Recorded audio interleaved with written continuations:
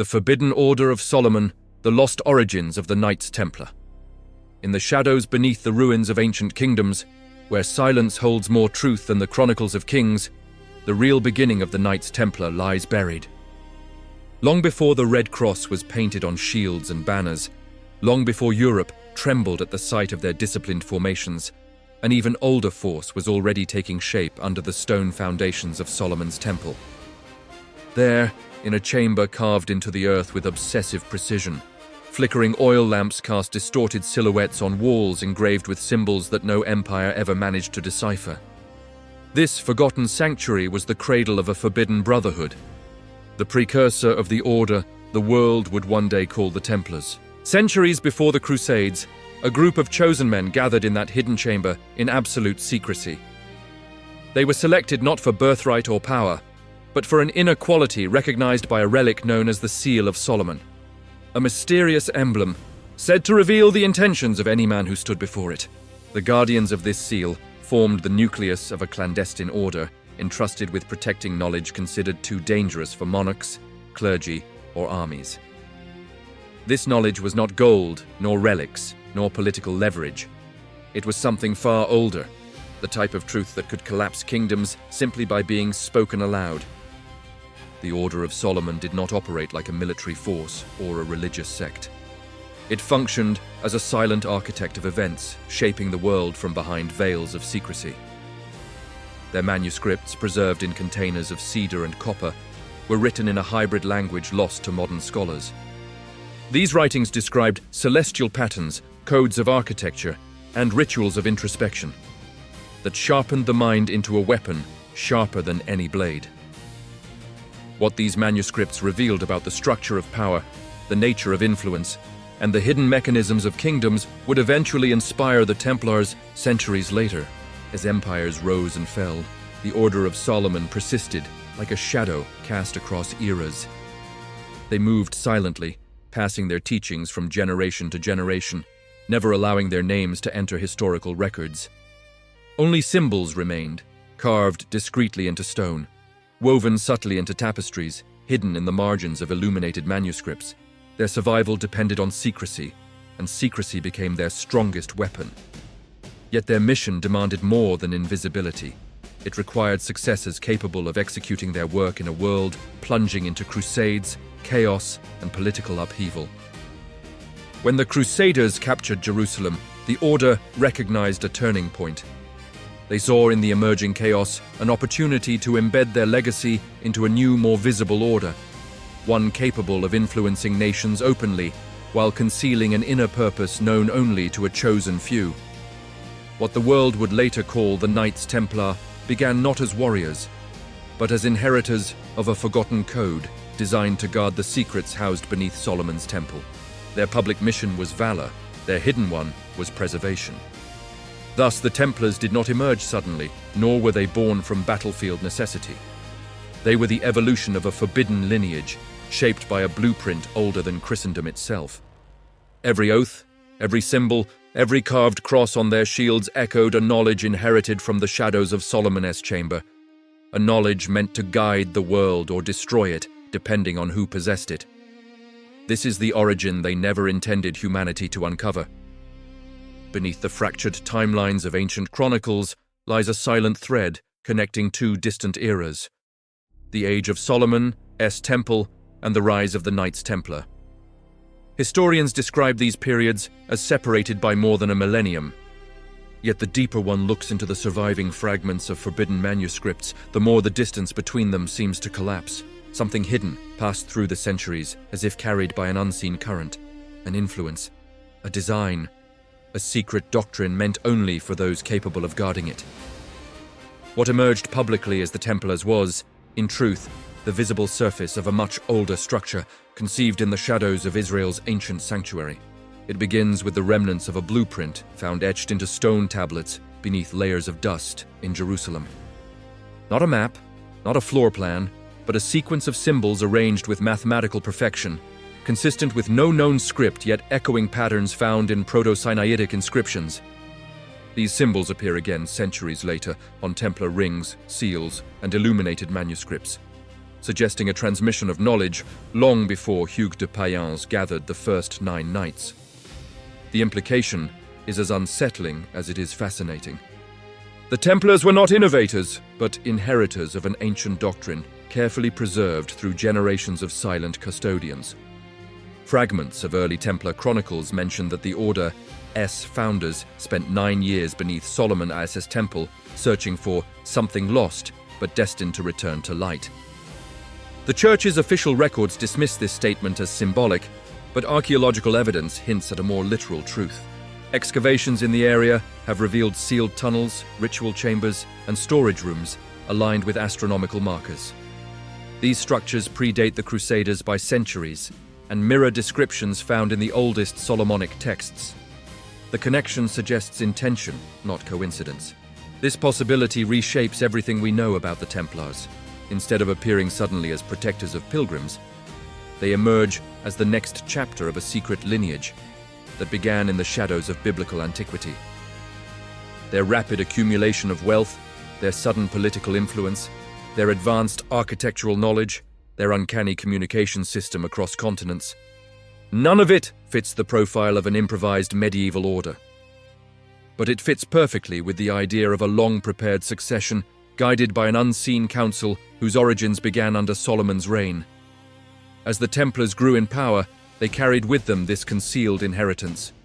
The red cross on their mantles represented purity and sacrifice. But beneath the symbolism existed a coded geometry traced directly from Solomonic teachings.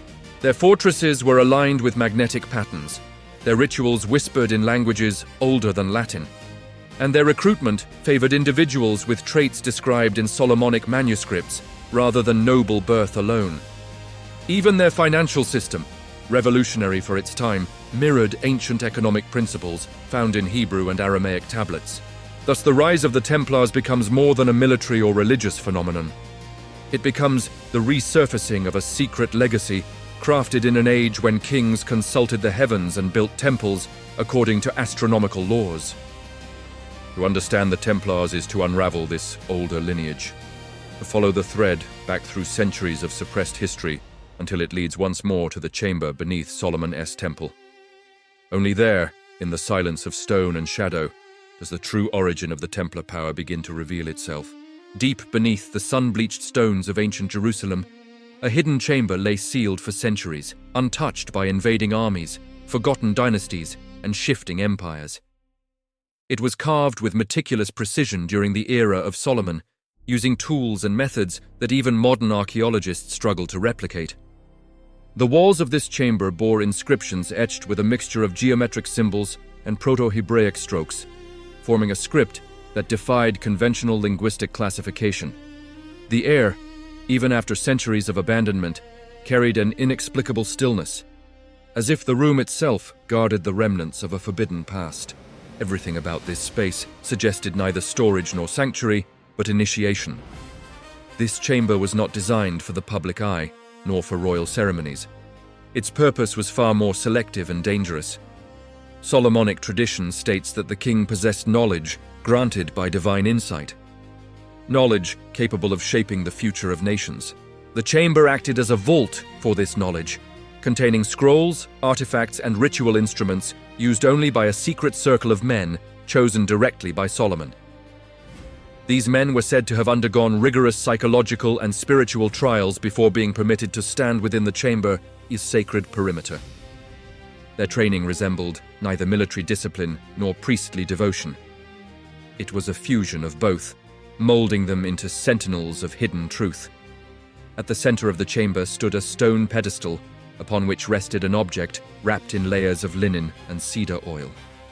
This relic, according to fragmented sources, bore a direct connection to the seal of Solomon.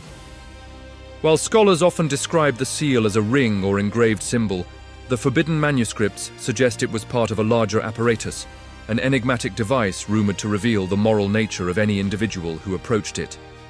Those who carried deceit, greed, or hidden malice reportedly felt overwhelming dread before its presence. Those considered worthy felt a strange sense of clarity, as though their inner purpose aligned with something ancient and absolute. The custodians of this relic formed the earliest iteration of what would centuries later influence the creation of the Knights Templar. These men were bound not by familial loyalty or political allegiance, but by an oath older than their own identities. Their mission was dual: to preserve the relic and to safeguard the knowledge embedded in the chamber's inscriptions. They passed their teachings orally, ensuring that written records could not be seized or destroyed by rival kingdoms. This oral lineage endured quietly through generations, surviving wars, cultural shifts, and the scattering of Solomon's kingdom. When the Crusaders captured Jerusalem, the hidden chamber became the focal point of a silent race among secretive factions. But only those who carried fragments of the ancient oral lineage recognized its true significance. Among them were individuals who would eventually join the founding members of the Knights Templar. These men identified the architectural anomalies beneath the temple and understood what lay concealed below the surface. Their lengthy excavation beneath the temple was no simple search for relics. It was an attempt to reconnect with the lost chamber described in Solomonic teachings. Thus, the chamber beneath the temple was not just a forgotten room from antiquity. It was the birthplace of a hidden ideology, a silent architect of the Templar identity. Its inscriptions, relics, and doctrines formed the nucleus of a forbidden heritage, concealed for centuries, yet waiting patiently for those capable of decoding its purpose. In the dim glow of that subterranean sanctuary, the blueprint for the Templar rise was forged long before the world knew their name. The Seal of Solomon, often reduced in modern interpretations to a simple geometric emblem, was far more than a symbol. In its original context, it functioned as a complex instrument, part artifact, part ritual device, used to identify individuals capable of carrying the hidden knowledge preserved within the chamber beneath the temple. Crafted from an alloy historians cannot replicate with certainty, the seal was embedded with markings that responded to light in unusual ways, revealing layers of inscriptions when illuminated by specific mineral oils. Those exposed to its radiance during selection rituals describe sensations of heightened awareness, as if their thoughts aligned with a truth larger than themselves. This phenomenon formed the foundation of an ancient belief. The worthy could not hide from the seal, and the unworthy could not withstand it. Only a small circle of initiated guardians understood the seal's true purpose. They considered it not a relic of kingship, but a gatekeeper of consciousness, an instrument for distinguishing between those driven by ambition and those drawn by purpose. Candidates brought before the seal underwent silent observation rather than interrogation. Their reactions, physical and spiritual, determined their suitability. Some felt overwhelming fear and withdrew. Others resisted an inexplicable pressure that seemed to echo their inner conflicts. But a few experienced the opposite, a deep stillness accompanied by a sense that the symbols before them were speaking in a language beyond words. These individuals were inducted into the forbidden tradition that would one day shape the ideological roots of the Knights Templar. The chosen were neither warriors nor scholars at the time of their initiation. Many came from ordinary families, scribes, shepherds, traders, men whose only common trait was a predisposition toward discipline and introspective insight. Once selected, they were trained in a system that blended astronomy, geometry, and spiritual fortitude. Their instruction emphasized principles that later reappeared mysteriously within Templar architecture and coded communications. Their minds were sharpened, not for warfare, but for comprehension of hidden patterns that governed both human behavior and political power. Through this training, they became custodians of a worldview that would influence a secret lineage across centuries. As the generations passed, the custodians of the seal migrated across regions, scattering fragments of their knowledge through encoded teachings. The physical seal itself vanished from historical record during a period of political upheaval, but its lineage persisted through doctrine. These doctrines emphasized three unbreakable tenets: loyalty to truth above authority, preservation of knowledge over preservation of self, and vigilance against forces that sought to reshape history through deception. These tenets would later re-emerge, almost verbatim, in the inner vows taken by the early Templars. Vows that differed subtly yet significantly from the public declarations imposed by the Church. By the time Jerusalem fell to the Crusaders, Remnants of the Solomonic lineage recognized an opportunity to breathe life back into their ancient mission. They saw in the chaos of the Holy Land a chance to reorganize the scattered knowledge of their ancestors. Among the Crusaders were men whose psychological traits aligned with the criteria once measured by the seal. These individuals, unknowingly echoing the ancient patterns of worthiness, drew the attention of surviving custodians. Through discreet guidance and subtle influence, they were encouraged toward the formation of a new brotherhood, one capable of operating both within and beyond the structures of medieval society. Thus, the philosophy behind the Seal of Solomon passed into the embryonic stages of Templar identity. The order that would rise in the centuries to come inherited not only military strategy and religious zeal, but the remnants of an ancient selection process designed to identify minds capable of guarding forbidden knowledge. This invisible thread between antiquity and the medieval world ensured that the Templars carried within them more than faith. They carried a legacy built upon secrets older than their own existence. The manuscripts hidden within the chamber of Solomon's temple were unlike any other writings preserved from antiquity. They were composed on treated vellum that retained remarkable integrity despite centuries of burial, and their ink, made from a mineral mixture that glowed faintly under lamplight, seemed intentionally crafted to resist decay. Scholars who later encountered descriptions of these manuscripts referred to them as the texts of light and shadow, not merely because of their physical appearance, but because their contents oscillated between spiritual revelation and pragmatic instruction. Each page carried diagrams, geometric patterns, star maps, and ritual formulas, interwoven with narratives about human behavior, leadership, and the unseen structures that shape civilizations. These manuscripts were not intended to be read by many, nor were they meant for public interpretation. Their language blended Hebrew, Aramaic, and symbolic glyphs found nowhere else in historical record. Some segments contained prose that resembled philosophical discourse, while others appeared to encode mathematical relationships through artistic illustration. The purpose of these works extended beyond spiritual enlightenment. They functioned as manuals for governance, perception, architecture, and psychological discipline. Their dual nature, part esoteric, part scientific, reflected the worldview attributed to Solomon. The belief that true power stemmed not from force or wealth, but from the mastery of patterns hidden beneath the surface of reality. Access to these texts was restricted to the inner circle of custodians selected through the Seal of Solomon.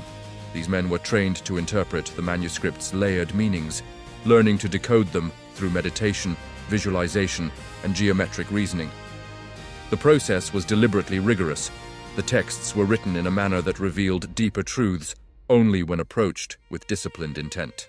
A careless reader would find the manuscripts confusing or contradictory, while a trained initiate could perceive connections that spanned philosophy, astronomy, and strategic planning.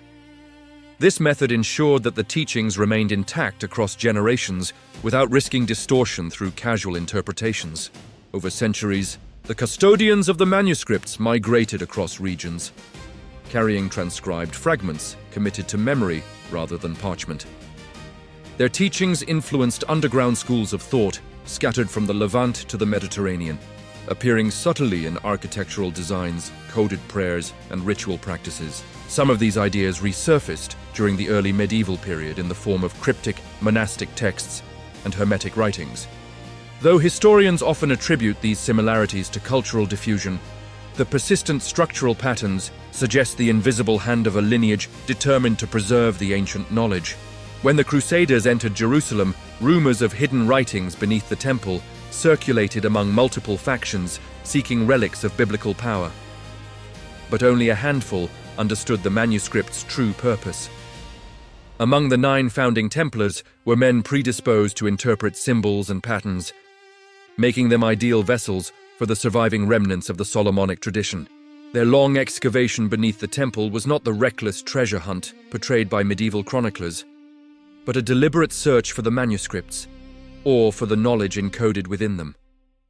Although no verified copies of these texts surfaced in European archives, evidence of their influence emerged unmistakably in Templar architecture, decision-making structures, and coded symbols carved into fortresses. Thus, the manuscripts of Light and Shadow became the spiritual and intellectual backbone of the secret lineage that bridged Solomon's era and the birth of the Knights Templar. Even without physically carrying the texts across continents, the doctrines they contained shaped the inner identity of the emerging order. What the Templars displayed publicly, discipline, strategy, and unshakable unity, was the outward expression of teachings that began in a chamber lit by oil lamps, under the silent watch of ancient guardians. After the fall of Solomon's kingdom, the Brotherhood entrusted with safeguarding the ancient knowledge entered a period of silent migration. They moved discreetly through regions where political instability threatened the survival of any centralized doctrine. Their members traveled under the guise of merchants, healers, stonemasons, and scribes, concealing their true purpose beneath unremarkable professions. This mobility allowed them to cross borders unnoticed and blend into emerging societies, ensuring that no single empire could seize or suppress the lineage. The world saw them as wanderers. Only those within the secret tradition understood they were carriers of a forgotten inheritance. The Brotherhood did not move randomly. Their roots followed ancient trade paths that connected the Middle East to North Africa, Anatolia, and southern Europe. Along these routes, they established temporary sanctuaries, small rooms built into hillsides, crypts beneath minor temples, and chambers hidden within early synagogues and monasteries. These sanctuaries served not as storage spaces for relics, but as meeting points where the oral teachings were renewed and examined. The custodians reinforced their memories of the manuscripts of light and shadow and practiced rituals designed to enhance perception and intuition. Because their knowledge was transmitted orally, each meeting ensured consistency across generations. By the first centuries of the Common Era, the Brotherhood's influence had quietly shaped several intellectual traditions. Greek philosophical schools adopted fragments of their geometric wisdom. Early monastic communities unknowingly incorporated elements of their meditative discipline. Even architectural advancements attributed to Roman engineers bore structural similarities to Solomonic principles. Although historians credit these developments to cultural diffusion, the recurrence of specific measurement ratios and symbolic motifs suggests that the Brotherhood's silent journey left a deliberate imprint on the ancient world. The constant threat of persecution forced the custodians to remain cautious. Empires demanded loyalty, religions condemned unregulated knowledge, and warlords sought any advantage that could grant power. To survive, the Brotherhood avoided centralizing their members, preventing enemies from capturing entire networks. They communicated through coded messages embedded in seemingly mundane texts and carvings. Symbols such as intersecting triangles, spiraled stars, and bifurcated circles functioned as markers, indicating places of safe passage or locations where teachings were recently refreshed. These symbols reappear centuries later in Templar fortresses and seals, hinting at the depth of the Brotherhood's influence. When Christianity spread across the Mediterranean, the Brotherhood recognized both a threat and an opportunity. The rise of monastic military orders during the early medieval period created new organizational structures capable of harboring their teachings. They integrated selectively, seeking individuals who displayed the traits once measured by the Seal of Solomon: discipline, fearlessness, introspection, and resistance to corruption. Over time, the Brotherhood's presence became embedded in the minds of select warriors, monks, and scholars who unknowingly carried fragments of the lineage forward. By the time the Crusades erupted, the ancient Brotherhood was ready to reassemble its scattered fragments. The fall and recapture of Jerusalem created the perfect conditions for a renewed search for the chamber beneath Solomon's temple.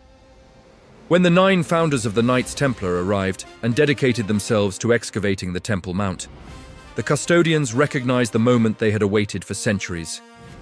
They quietly guided the knights toward the forgotten passages and influenced their formation through subtleties invisible to outside observers. Thus, the Brotherhood's long, silent migration culminated in the emergence of a powerful new order, one that would carry their ancient heritage into a world on the brink of transformation. The formation of the Knights Templar in the early 12th century appeared to the world as a simple answer to a simple problem: protecting pilgrims on the dangerous roads to Jerusalem. But the sudden precision, discipline, and unity displayed by the 9 founding knights suggested preparation far beyond what any newly formed order could achieve. Their movements were deliberate, their hierarchy strangely streamlined, and their understanding of the geographical, political, and spiritual landscape of the Holy Land seemed unnaturally advanced. Such characteristics were not the product of spontaneous inspiration, but the result of an ideology rooted in a much older lineage, one shaped by centuries of secret guardianship beneath the shadow of Solomon's temple. The earliest documents describing the Templars, formation, mention a vow beyond vows, taken in absolute secrecy before their public initiation. While medieval chroniclers recorded only the surface-level rituals, poverty, chastity, obedience, the forbidden texts speak of an inner oath derived from Solomonic doctrine. This oath emphasized truth above authority, honor above survival, and service above personal ambition. These principles echoed the tenets of the ancient brotherhood that once guarded the chamber beneath the temple. Such alignment cannot be dismissed as coincidence. It reveals that the Templars were not merely inventing a new identity, but inheriting a conceptual framework carefully preserved across centuries. The Templars' rapid rise in influence further exposes the hidden architecture guiding their development. Within a few decades, they amassed wealth and political capital unmatched by any other military order. Their financial innovations, letters of credit, secure transport networks, and early forms of international banking resembled the economic principles recorded in the manuscripts of light and shadow. Their fortresses, built with geometric precision, mirrored architectural ratios originating from ancient Solomonic constructions. Even their battlefield strategy emphasized psychological discipline and pattern recognition, elements deeply embedded in the training practices of the forgotten custodians. Their 9-year excavation beneath the Temple Mount stands as the most decisive link between their public mission and their hidden inheritance. Official chronicles offer vague explanations for this prolonged operation, claiming the knights sought relics or defensive passages.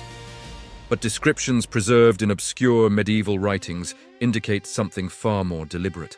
The Templars appeared to be following architectural markers invisible to common observers. Markers that corresponded with the underground layout described in ancient Solomonic traditions. Their persistence suggests a knowledge guiding them from within, as though they recognized familiar structures or symbols embedded in the earth. When the Templars finally emerged from this subterranean phase, they stepped into history transformed. Their symbols, their rituals, their code of conduct, all bore subtle yet unmistakable traces of the forbidden order that predated them by nearly a millennium.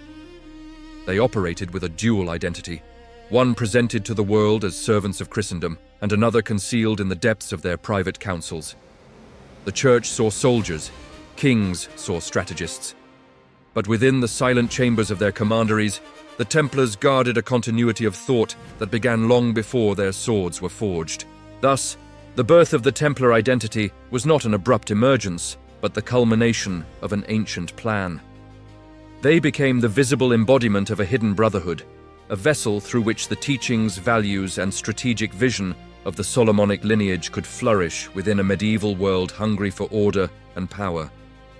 Every action they took, every fortress they raised, every encrypted symbol carved into stone carried echoes of the chamber beneath Solomon's temple. Through the Templars, the forbidden order resurfaced, no longer in the shadows, but cloaked in the armor of knights whose true purpose remained hidden behind the veil of history. As the Templar order expanded across Europe and the Holy Land, their public purpose was clear: defend pilgrims, secure routes, and support Christian forces during the Crusades. Yet beneath this noble exterior existed a deeper, concealed objective inherited from the ancient Solomonic brotherhood. The rapid construction of commanderies, fortresses, and financial networks was not merely a response to military necessity. It was the strategic implementation of a plan designed to re-establish a global structure capable of safeguarding forbidden knowledge. Every region where the Templars settled became a node in a silent web that mirrored the ancient routes once traveled by the custodians of the Seal of Solomon. The Order's fortresses displayed architectural features far more advanced than their time. Their foundations aligned with magnetic lines and astronomical markers, following geometric ratios found in the manuscripts of light and shadow. These structures were not only military strongholds, but repositories of encoded wisdom. In some fortresses, hidden chambers were discovered centuries later, rooms devoid of Christian symbols, but adorned with abstract patterns reminiscent of ancient Solomonic glyphs. These motifs suggested that the Templars replicated sacred spaces where initiates could study, meditate, and preserve the teachings that connected them to their secret predecessors. The Templars' financial empire, often praised as a groundbreaking medieval innovation, also reveals traces of their hidden mission. Their system of coded transactions and encrypted communication resembled the ancient methods used by the migrating brotherhood to maintain long-distance coordination without detection. While kings and merchants benefited from the order's efficiency, they remained unaware that the Templars were using the same infrastructure to transmit knowledge and instructions across vast territories. Through this network, insights derived from the Manuscripts of Light and Shadow circulated discreetly among Templar leaders, shaping their political strategies and spiritual practices. Their military campaigns, too, show signs of hidden intent. While the Church viewed the Crusades as religious warfare, the Templars frequently deviated from ecclesiastical priorities. They secured archaeological sites, protected ancient ruins, and conducted excavations under the guise of fortification efforts. In regions like Acre, Tortosa, and Arwad, their activities focused on recovering fragments of lore believed to be linked to the lost Solomonic tradition. These missions were recorded only in encrypted fragments and oral accounts whispered within the Order's inner circles. To outsiders, the Templars appeared disciplined and unwavering. To those trained in the ancient doctrine, their actions revealed a deeper purpose. Even their selection of recruits reflected the old criteria first established by the Seal of Solomon. Initiates were not chosen solely for martial skill, but for psychological traits aligned with introspection, resilience, and moral clarity. Many recruits came from humble origins, echoing the diversity of the ancient custodians. Their training emphasized mental discipline, pattern recognition, and the ability to maintain secrecy under extreme pressure. These qualities allowed the Order to cultivate individuals who could serve both the public mission of the Templars and the hidden lineage they unknowingly embodied. By the height of their power, the Templars had become the perfect vessel for the Solomonic heritage, an organization visible to all yet understood by few. Their influence reached courts, marketplaces, and battlefields, but their true mission flowed unseen beneath the surface. They carried forward the blueprint conceived in the chamber beneath the temple, spreading its principles across continents under the protective veil of medieval chivalry. Through their expansion, the Templars did more than defend pilgrims. They resurrected an ancient order whose purpose had survived destruction, exile, and centuries of silence. The legacy of the Knights Templar did not end with their dramatic downfall, nor with the flames that consumed their final Grand Master on the Ile de la Cité. The true essence of the Order survived far beyond the dissolution pronounced by kings and councils. What endured was not their wealth, their fortresses, or their military reputation, but the invisible thread stretching back to the chamber beneath Solomon's temple. The teachings carried through the Manuscripts of Light and Shadow, the values embedded in the Seal of Solomon, and the discipline inherited from centuries of silent migration became the foundation of a knowledge that could not be burned, seized, or erased. Their legacy, rooted in antiquity, transcended the reach of any earthly authority. As Europe descended into suspicion and power struggles, fragments of Templar wisdom scattered across secret circles, monastic communities, and emerging intellectual societies.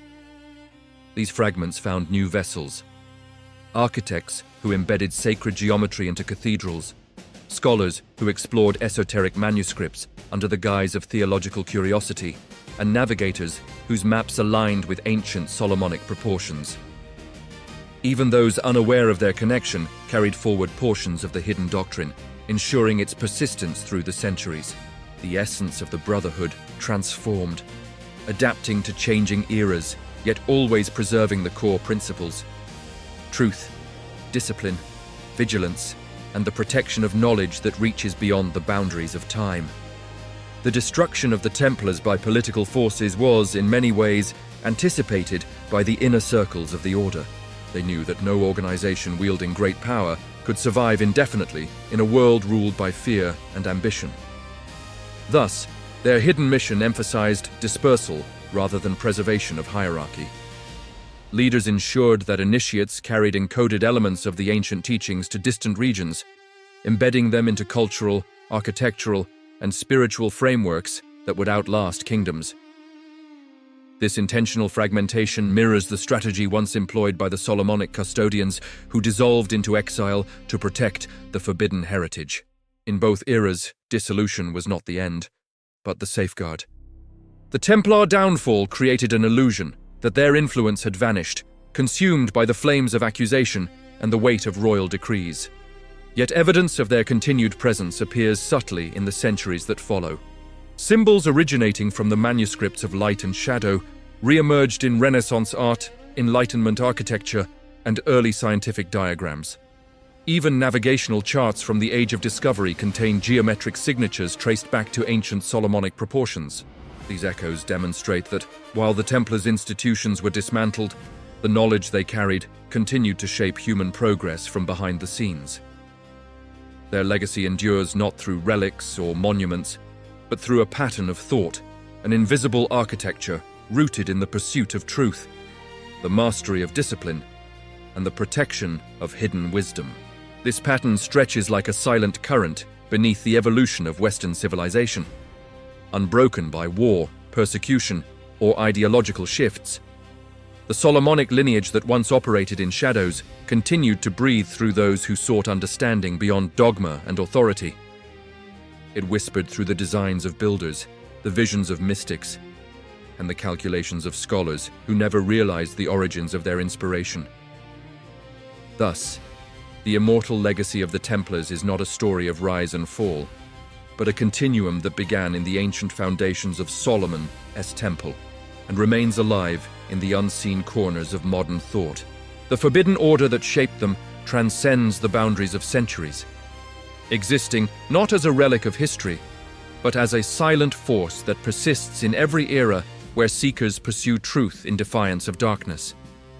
Their mission, concealed, fragmented, yet eternal, flows onward, untouched by time, awaiting those able to perceive the patterns left behind. If this journey through the forbidden origins of the Knights Templar stirred something within you, then step deeper into the shadows with us. Subscribe, activate the bell, and stay by our side as we uncover the hidden truths, lost manuscripts, and ancient forces that history tried to bury. Your presence strengthens this order, and together we will continue illuminating what was meant to remain in darkness.